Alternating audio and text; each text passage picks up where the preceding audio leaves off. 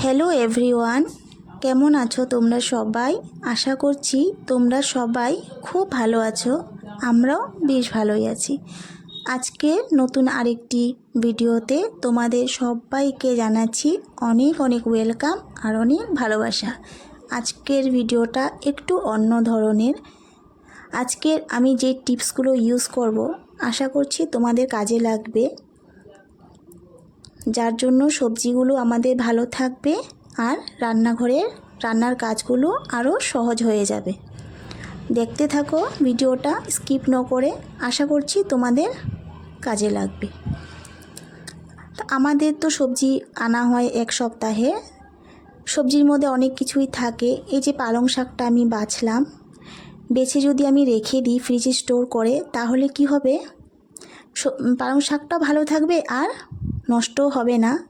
একটা পাটের রশি দিয়ে বাঁধা থাকে, পচে পচে কি হয়, পাতাটাও নষ্ট হয়ে যায়, তার সাথে শাকটাও নষ্ট হয়ে যায়। আমরা যদি এইভাবে একটু বেছে রেডি করে রেখে দিই, তাহলে যখন রান্না করতে আসব তখন কাজটা সহজ হয়ে যাবে। সেরকমভাবে ধনে পাতাটাও আমি এর পাতার মতো করে বেছে একটা একটা করে ঝেড়ে টেরে, যেগুলো নষ্ট হয়ে গিয়েছিল সেগুলো আমি ঝেড়ে পরিষ্কার করে ধনে পাতাটাও বেছে রেখে দিলাম। তারপর কি হয়, মটরশুঁটি তো আমাদের আনাই হয় শীতের সবজিতে, যেহেতু সবার বাড়িতেই আনা হয়। মটরশুঁটিটাও কি হয়, ফ্রিজে রাখতে রাখতে না পচে যায়। উপরে খোসাটা যদি পচে যায় তাহলে ভিতরটাও মটরশুঁটিটাও নষ্ট হয়ে যায়। আমরা যদি একটু অবসর সময়ে এই কাজগুলো করে রাখি, তাহলে সবজিটাও বেশ ভালো থাকবে আর মটরশুঁটিটাও নষ্ট হবে না। তাই আমি মটরশুঁটিগুলো ছাড়িয়ে এভাবে রেখে দিলাম। তারপর ছিল বিনসটা না কিছুটা অংশ পচে গিয়েছিল, তো পচা অংশটা আমি কেটে ফেলে দিয়ে একটু বেছে টেছে আবার একটু টুকরো করে রেখে দিলাম। এটা অনেক দিন ভালো থাকবে। তারপর বিটটাকেও আমি উপরের অংশটা কেটে পরিষ্কার করে দিলাম। উপরের অংশটা থাকলে কি হয়, সেটা পচে পচে বিটটাও নষ্ট হয়ে যাবে। তারপরে আমি এটা কেটে পরিষ্কার করে নিলাম। এটাকেও আমি এভাবে রেখে দিব, অনেক দিন ভালো থাকবে। পেঁয়াজের যে উপরে খোসাটা থাকে কাগজের মতো যে উঠে যায়, সেটা রেখে কি করব, সেটাও একটু ছাড়িয়ে রাখলাম। দেখতেও ভালো লাগছে বেশ, আর আমার রান্নার সময়ও একটু আমার হেল্প হবে, আমাকে আর ওটা ছাড়াতে হবে না। দেখতেই পাচ্ছ কতগুলো খোসা বের হয়েছে। এই খোসাগুলো সমেত যদি আমি ফ্রিজে স্টোর করি, ফ্রিজে অনেকটা জায়গা লাগবে। ঠান্ডায় ঠান্ডায় হয়তো সবজিগুলো আস্তে আস্তে নষ্ট হয়ে যাবে। খোসাগুলো বের করে রেখে দিলাম সাইডে। এইগুলো আমি কিন্তু ফেলবো না, এগুলোকে আমি সব জলে ভিজিয়ে রাখবো অল নাইট, তারপর গাছে দিয়ে দিব, সেটাও একটা কাজে আসবে।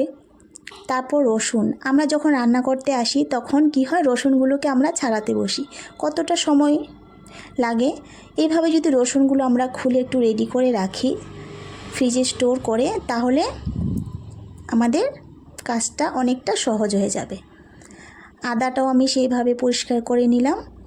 আর কাঁচা লঙ্কার বোটাটাও কিন্তু আমি ছাড়িয়ে রেখেছি। অনেক সময় কি হয়, কাঁচা লঙ্কার বোটাটা যদি থেকে যায়, বোটার সাথে সাথে না লঙ্কাটাও পচে ওঠে আস্তে আস্তে।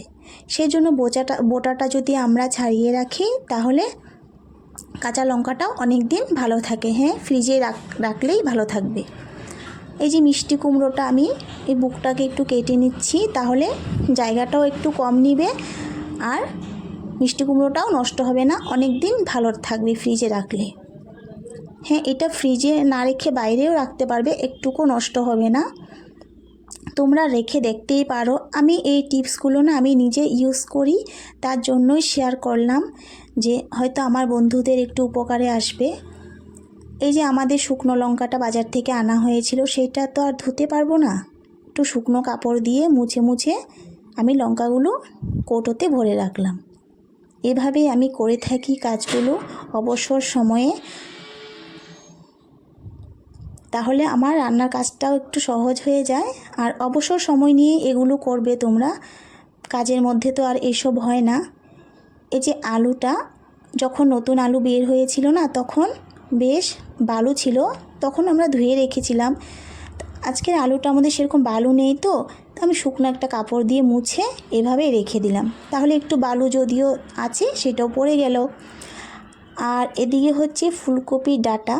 এগুলো যদি আমরা তাজা থাকতে টাটকা থাকতে যদি কেটে রেখে দিই, কাটতেও বেশ ভাল লাগে, আর যখন রান্না করতে আসবো তখন আর কাটার ঝামেলাটা থাকবে না। কিন্তু তুমি রেখে দিতে পারো 2-3 দিন ধরে, নষ্ট হবে না। কিন্তু হ্যাঁ, 2-3 দিনের বেশি কিন্তু রাখা যাবে না, আবার একটু শুকিয়ে যেতে পারে। এভাবে না কাটতেও বেশ ভাল লাগে, কারণ তাজা আছে জিনিসটা। আর শুকনো হয়ে গেলে ফ্রিজে রাখতে রাখতে আবার কি হয়, পেকে যায়, হলুদ রং ধরে যায়, তখন আর তো ফেলে দিতে হয়, তখন তো আর কাটার মতো নয়। এজন্য একটু সময় করে বসিয়ে আমি এগুলো কেটে রাখি। তারপর একটা আমি টমেটোও নিয়ে আসলাম। টমেটোটা দেখলাম একটু পচে গেছে, তো পচা অংশটা আমি একটু কেটে ফেলে দিয়ে টমেটোটাকে ভালো করে একটু পরিষ্কার করে কেটে রেখে দিব। কারণ যদি এভাবে পচা অংশটা কেটে দিয়ে রেখে দিই, তাহলে টমেটোটা হয়তো অন্য রান্নাতে আমি ব্যবহার করতে পারবো। আর যদি আমি পুরো নষ্টটাই রেখে দিই না দেখে, কি হবে, পুরো টমেটোটাই কিন্তু নষ্ট হয়ে যাবে। এভাবে যদি আমরা করে থাকি, তাহলে আমাদের সবজিগুলো নষ্ট হবে না, আর কাজটাও ইজি হয়ে যাবে। আশা করছি আজকের ভিডিওটা তোমাদের অনেকটা হেল্প হবে, আর যদি হয় তাহলে জানিও।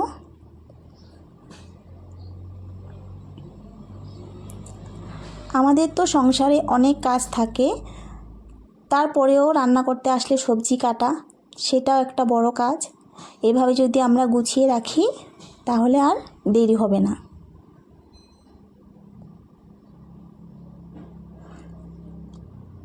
আজকের ব্লগটা যদি তোমাদের ভালো লাগে, অবশ্যই একটা লাইক দিয়ে দিও। আর আরেকটু যদি ভালো লাগে একটু কমেন্ট করে জানিও।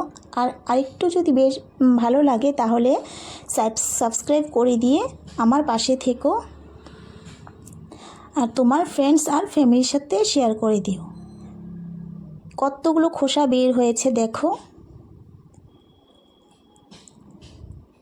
এবার আমি জায়গা মতো জিনিসগুলো রেখে দিলাম।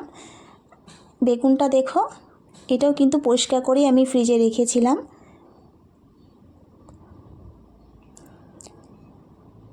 আজকের মতো ব্লগটা এখানেই শেষ করব। দেখা হবে আরেকদিন নতুন আরেকটি ব্লগের সাথে। আজ রাখি, টাটা।